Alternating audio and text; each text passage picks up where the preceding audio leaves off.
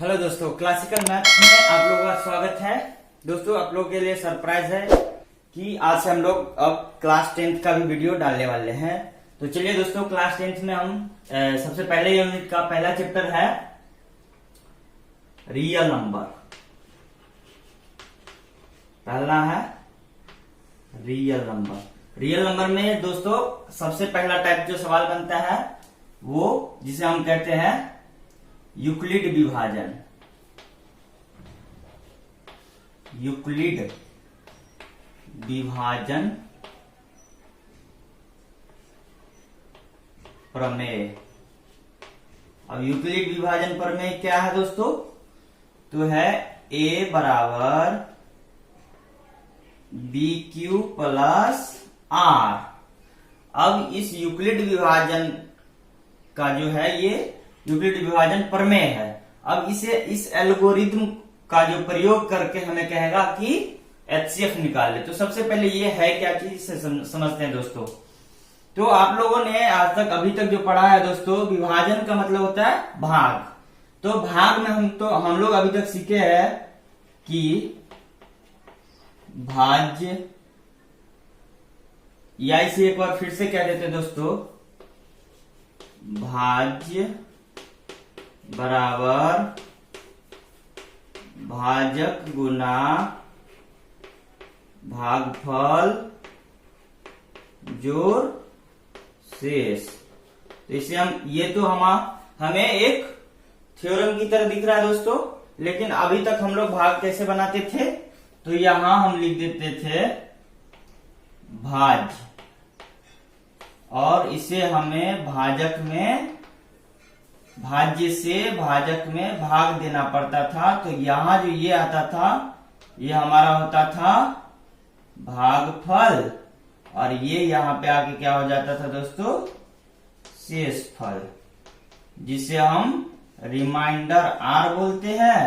भाज्य को हम लोग क्या बोलते हैं दोस्तों?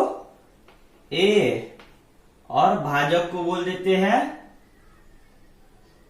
बी, और भागफल को बोल देते हैं क्यू। क्वांटेंट मतलब भागफल। तो ये भाग हम लोग अभी तक सीखते आ रहे थे दोस्तों। ऐसा भाग हमें पहली बार देखने को मिल रहा है क्लास 10th के लिए। तो हमें अब जो कहेगा, तो हम अभी तक एचसीएफ जो बनाते थे, तो जैसे कि हमें 15 से 17 में महत्तम करना पड़ता था एचसीएफ निकालने के लिए। तो हम क्या करते थे? भाग विधि से ऐसे बनाते थे। तो क्या करते थे? 15 1 15, यहाँ 2, फिर यहाँ 15, ये 15 यहाँ, और फिर 2 सत्ते 14, 1, फिर ये 2 यहाँ। मतलब जब तक हमें शेष 0, या जब तक हमें पूरा कट नहीं जाए जिस संख्या से, तब तक हम क्या करते थे? महत्तम लगाते रहते थे। देखिए दोस्तों, यहाँ पूरा कट गया 1 से, तो हम कहते थे कि मेरा महत्तम जो है, मेरा मौसू जो है वो 1 है। तो ठीक इसी प्रकार से ये तो हमें भाग विधि से हुआ दोस्तों, और ये भी भाग का एल्गोरिथम ही है, एक नियम है। तो अब हमें कहेगा, क्वेश्चन मेरा बनता है 10th क्लास के लिए, पहला एक्सरसाइज के लिए मेरा सवाल बनता है कि आप यूक्लिड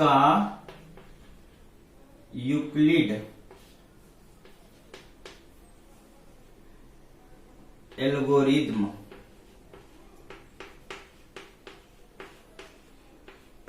का प्रयोग करके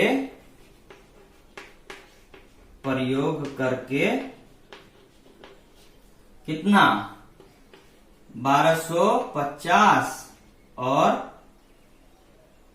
690 का एचसीएफ निकालिए। जी हाँ दोस्तों, आप लोगों के किताब में एनसीईआरटी हो या कोई भी ब्रांड का किताब हो, उसमें हमें 2 डिजिट दे दिया रहेगा और कहेगा इस दोनों का एचसीएफ निकालिए। किस विधि से? तो एल्गोरिथम विधि से। ठीक है दोस्तों, निकालिए। तो दोस्तों, हम अभी तक जो महत्तम निकालते थे भाग विधि से, तो छोटा नंबर का निकालते थे। लेकिन अगर इस टाइप के बड़े नंबर हमें दे दिए जाए तो हम कैसे बना सकते हैं? तो इसमें हमें समय भी ज्यादा लगेगा दोस्तों, और हमें परेशानी भी होगी। लेकिन अगर हम एल्गोरिथम विधि सीख जाते हैं तो कितना भी भारी सवाल दे दे, कितना भी बड़ा डिजिट दे दे, तो उसे हम एचसीएफ आसानी से निकाल लेंगे। तो चलिए दोस्तों हम यहाँ निकाल के देखते हैं। तो हम क्या करेंगे, 12 वाला, हाँ यहाँ दोस्तों मैंने एक चीज अभी भूल रहा था, जो हम एक बार फिर से रिकवर कर देते हैं कि यूक्लिड विभाजन प्रमेय जो है a बराबर बी क्यू प्लस आर, ये तब होगा अप्लाई, ये कंडीशन तब अप्लाई होगा, ये फॉर्मूला तब अप्लाई होगा जब ये इस फॉर्मूला को फॉलो करे, यानी कि इस कंडीशन को फॉलो करे। 0 is less than equal to क्या, r, और r इज लेस देन क्या होना चाहिए, b, यानी कि r का जो वैल्यू होगा, यानी कि रिमाइंडर या शेष जो होगा वो b से छोटा होना चाहिए और 0 से बड़ा या 0 के बराबर होना चाहिए, तभी ये एल्गोरिथम हमें काम करेगा। ठीक है दोस्तों, तो चलिए हम क्या करते हैं, पहले बड़ा वाला लिख लेते हैं, यहाँ सॉल्यूशन करते हैं दोस्तों। कैसे, तो यहाँ 1250 लिख लिए और हम इक्वल टू 690 कर लिए। तो ये तो हम लिख लिए दोस्तों, यहां तक हमें समझने में कोई दिक्कत नहीं। तो अब हमें जैसे कि इस महत्तम को अगर यहाँ इस टाइप का बना दिया जाए तो हम लोग क्या करते थे कि 690 को कितना बार पढ़ेंगे कि या तो 17 मतलब या तो यहाँ दिया गया नंबर आ जाए या इससे जस्ट कम वाला नंबर आए। तो 690 को हम वही करेंगे दोस्तों कि 690 में कितना से गुना किया जाए कि अगर इसे या तो हमें 1250 आ जाए या 1250 से जस्ट थोड़ा सा नीचे आए। तो दोस्तों इसके लिए हम क्या करते हैं, दो विधि होता है। पहला विधि तो हम अपने मन से या एक गेस करते करते कभी हम 2 से कर लेते हैं गुना, कभी हम 3 से कर लेते हैं गुना, कभी 5 से।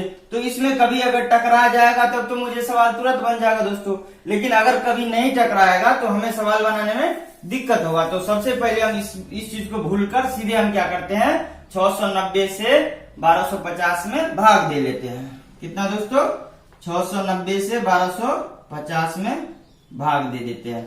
तो 690 से ये, हाँ देखिए दोस्तों, जी हाँ, यहाँ पे कह रहा है यूक्लिड एल्गोरिथम विभाजन प्रमेय का प्रयोग करके ही आप एचसीएफ निकालिए, यानी कि इसमें भाग विधि भी लग रहा है, जो भाग विधि से महत्तम बनाते थे वो विधि भी काम कर रहा है दोस्तों।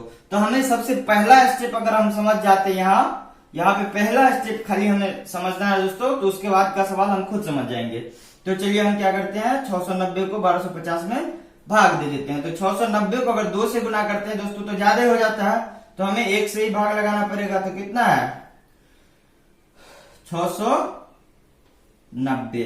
अब क्या करते हैं भाग में दोस्तों, किसे हम घटाते हैं। तो 0, 15 में से 9 गया 6, और यहाँ बच गया 11 में से 6 गया 5, यानी कि 560। तो हम 690 को क्या करेंगे दोस्तों, 1 से गुना करेंगे। तो 1 से जो गुना कर दिए, तो अब इसका जो नियम कहता है दोस्तों कि हम जो यहाँ 1 से गुना किए हैं तो इतना से इसको घटाइए, इस दोनों को गुना करके इतना से घटाइए। तो हमें इस दोनों का गुना किया तो कितना आया दोस्तों, 500। हमें इस दोनों का गुना किया है अगर इस दोनों का, तो सीधे 690 आया है। तब 1250 में से 690 दोस्तों घटाते हैं तो हमें आता है क्या, रिमाइंडर क्या बचता है, 560। दोस्तों एक बार फिर से हम यहाँ समझाना चाहेंगे कि अगर ये स्टेप हम समझ लेते हैं, पहला स्टेप समझ लेते हैं एल्गोरिथम का, तो हमें कहीं भी महत्तम, कितना भी बड़ा से बड़ा डिजिट महत्तम बनाने में एल्गोरिथम विधि से बहुत आसानी होगी। तो चलिए एक बार फिर से हम समझाते हैं कि सबसे पहले मेरा सवाल जो कहता है वो थ्योरम है कि यूक्लिड विभाजन प्रमेय है क्या। तो हम इसे एक बार और कह लेते हैं, जैसे कि भाज्य बराबर भाजक गुणे भागफल जोड़ शेष, जो कि आप लोग 8वां 7वां में भी पढ़े होंगे दोस्तों। तो उसी को यहाँ पे क्या कहते हैं, अल्फाबेटिकल इसे शो किया गया है कि a बराबर बी क्यू प्लस आर, जिसे हम हिंदी में बोलते हैं भाज्य बराबर भाजक गुणे भागफल जोड़ शेष।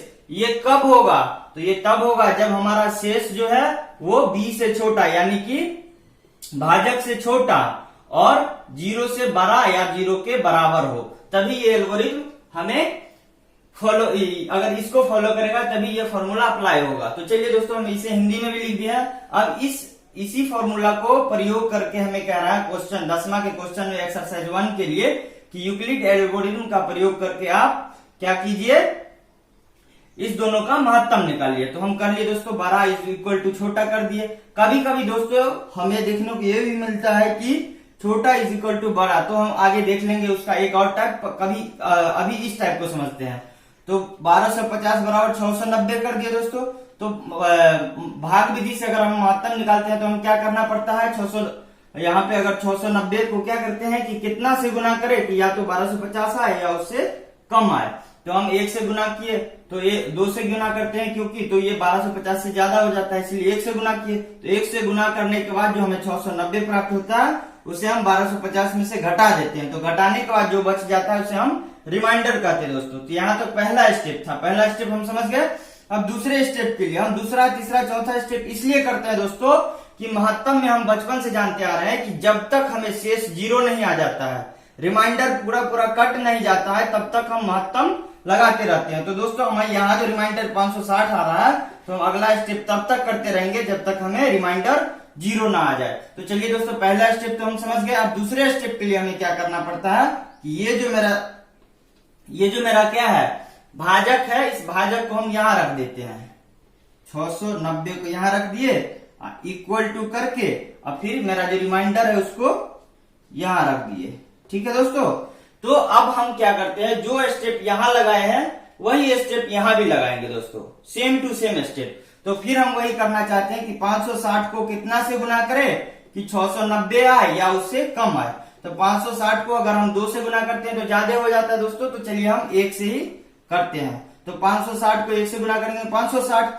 अब 690 को 560 से घटा देंगे, तो 690 को हम 560 में से घटा रहे हैं। तो 0, 9 में से 6 गया 3, ये बच गया कितना 6 में से 5 गया 1। यहाँ पे मेरा रिमाइंडर क्या आ रहा है दोस्तों, 130। फिर भी अभी यहाँ हमें रिमाइंडर 0 नहीं बच रहा है। तो हम एक चीज दिमाग में रखे रहेंगे कि हमें रिमाइंडर 0 लाना है, और ये हम तब तक करते रहेंगे जब तक मेरा रिमाइंडर 0 नहीं आ जाए। ये खुद ब खुद आएगा कभी ना कभी दोस्तों। तो चलिए फिर इससे अगला स्टेप करते हैं। फिर हम क्या करते हैं, इस भाजक को यहाँ लिख देते हैं, यानी कि 560 और बराबर रिमाइंडर को यहाँ 130। अब देखिए दोस्तों, हमें 130 को कितना से गुना करेगी, हमें 560 आ जाए। तो हम चलिए 2 से करते हैं, 3 से करते हैं, 5 से करते हैं। अगर टकराया तो ठीक है, नहीं टकराया तो हमें 2-4 बार 5 बार प्रयास करना पड़ेगा। तो इतना प्रयास करने से अच्छा है दोस्तों कि हम डायरेक्ट 130 से हम क्या कर लेते हैं, 560 में भागा दे लेते हैं। तो कितना है, 130 को अगर हम 4 से करते हैं गुना दोस्तों, तो देखिए मुझे कितना आ रहा है, 4 13 चौका 52। और 5 से करते हैं दोस्तों तो क्या आता है, 13 पंचे 65, जो ज्यादा आ जाता है। तो चलिए हम 4 से ही करेंगे। 10 में से 4 गया 6, और ये बच गया कितना, 5 में से 2 गया 3, और ये बच गया कैंसिल। तो हमें क्या हुआ दोस्तों, यहाँ 130 को 4 से मल्टीप्लाई करना पड़ा। तो 4 से मल्टीप्लाई किए तो रिमाइंडर कितना बचा है, 36। आप यहां से भी रिमाइंडर लिख सकते हो, या 130 को 4 से गुना करने के बाद अगर उसे 560 में घटाओगे, 560 से घटाओगे तो भी रिमाइंडर हमें 36 ही मिलेगा। अभी भी मेरा रिमाइंडर 0 नहीं आया। तो फिर अगला स्टेप करेंगे दोस्तों। तो फिर 130 को यहाँ लिखेंगे, इक्वल टू, फिर 36 को यहाँ लिखेंगे, और फिर 36 को कितना से गुना करें कि 130। तो हम करते जाते हैं दोस्तों, यहाँ फिर 36 से क्या करते हैं 130 को। ये दोस्तों अभी हमें प्रयास करना है, प्रैक्टिस करना है। अगर 2, 4, 5 सवाल ऐसे बना लेते हैं तो ये जो हम रफ कर रहे हैं दोस्तों, ये हमें नहीं करना पड़ेगा, हम खुद अपने माइंड में ही कर लेंगे, और उसके बाद हम कैलकुलेशन कर लेंगे अपने माइंड में ही। तो चलिए दोस्तों 36 से कट के देखते हैं, 4 से लगा के देखते हैं दोस्तों। 4 6 24, और 4 3 12 2 14। देखिए दोस्तों यहाँ ज्यादा हो रहा है, तो हमें या तो 130 लाना है या 130 से कम। तो हम 3 से लगा देंगे, 6 3 18, 3 3 9 1 10। तो 10 में से 8 गया 2, और यहाँ बच गया 2, कैंसिल। यानी कि इसे हम 3 से मल्टीप्लाई करेंगे तो रिमाइंडर अभी मुझे 22 आया। अभी भी मेरा दोस्तों रिमाइंडर 0 नहीं आ रहा है। फिर हम करेंगे आगे, यहाँ 36 लिखेंगे इज इक्वल टू, अब यहाँ 22 लिख देंगे। अब 22 को कितना से गुना करें, तो 1 से गुना करें तो कितना आएगा दोस्तों, 22 घटा दीजिए इसमें, 36 में 22 घटा देंगे तो मेरा रिमाइंडर क्या बचेगा, 6 में से 2 गया तो 4 और यहाँ 3 में से 2 गया तो 1। अभी आ रहा है दोस्तों 14, अभी आ रहा है मेरा रिमाइंडर 14। तो फिर हम क्या करेंगे, फिर हम दोस्तों 22 यहाँ लिखेंगे और इज इक्वल टू 14 करेंगे। अब 14 दूना 28 ज्यादा हो रहा है, यानी कि एक बार ही लगाएंगे।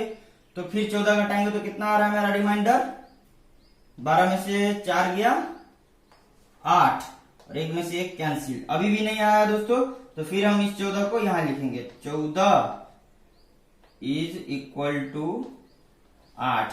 अब 8 दूनी 16 ज्यादा होता है, फिर 1 से लगाएंगे तो मेरा रिमाइंडर क्या बचा 6। अब फिर 8 को यहाँ लिखेंगे, 6 को यहाँ, 6 1 6, मेरा रिमाइंडर क्या बचा दोस्तों 2। अब फिर हम यहाँ 6 को लिखेंगे, यहाँ 2, तो क्या हो गया दोस्तों 2 यहाँ तो लिख दिया। अब 2 का अंक को कितना बार 3 बार गुना किए, तो यहाँ देखिए दोस्तों फाइनली हमें रिमाइंडर 0 आ गया, फाइनली हमें रिमाइंडर 0 आ गया, जो कि हम महत्तम में शुरू से जानते आ रहे हैं कि जब तक हमें शेष 0 नहीं आएगा तब तक हम भाग लगाते रहेंगे, तब तक हम महत्तम लगाते रहेंगे। तो चलिए दोस्तों फाइनली हमें शेष 0 आ गया। तो यहीं तक मेरा सवाल था और यहीं तक मेरा आंसर था। मेरा आंसर जब ये रिमाइंडर 0 आ गया तो हमें कह देंगे कि मेरा सवाल अब खत्म हो गया। अब खत्म हो गया तो फाइनली आंसर क्या आएगा दोस्तों, तो आंसर ये होता है कि जैसे कि हम यहाँ कर रहे थे दोस्तों इसे, तो यहाँ हमें 2 आया था और यहाँ 1 आया था, तो 1 का अंक को हम 2 बार पढ़े थे तो 2 करके कैंसिल था। तो जिस चीज से अगर रिमाइंडर हमें क्या आ जाता है 0, वही हमारा क्या हो जाता है मौसो। तो यानी कि हम यहाँ देख रहे हैं क्या कि 2 को हम 3 से गुना किए हैं तो मेरा रिमाइंडर 0 आ गया, यानी कि ये जो 2 है दोस्तों ये मेरा क्या हो जाएगा, ये 2 जो है मेरा दोस्तों वो मौसो हो जाएगा। तो इसका मौसो कितना होगा, इसका मौसो होगा दोस्तों 2। तो आपके एक्सरसाइज में ऐसे बहुत सारे क्वेश्चंस हैं दोस्तों जो आप खुद से बना सकते हो, और बनाने के बाद आप लोग बनाइए, और उसके बाद जहां भी प्रॉब्लम होता है एल्गोरिथम विधि से महत्तम निकालने के लिए तो हमें कमेंट बॉक्स में कमेंट करिए दोस्तों, हम आपको उसका आंसर फिर कमेंट बॉक्स में रिप्लाई करके देंगे दोस्तों।